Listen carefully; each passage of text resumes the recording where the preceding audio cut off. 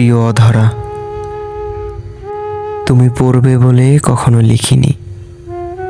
আমি তো মনের কোণে এক টুকরো শান্তির খোঁজে জমানো দুঃখটুকুই লিখি। তোমায় নিয়ে লেখা, তোমার কখনো পড়া হয় কিনা জানি না, তবে কখনো কখনো ভীষণ জানতে ইচ্ছে হয় পড়লে কেমন তোমার অনুভূত হয়।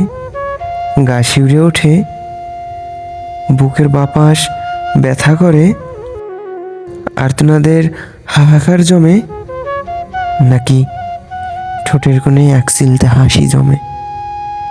এই জেনে যে পৃথিবীর এক কোণে কেউ তোমারে এক সমুদ্র ভালোবাসে।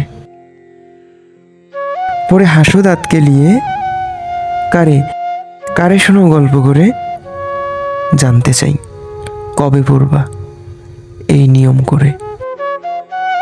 এটি তোমার কবি।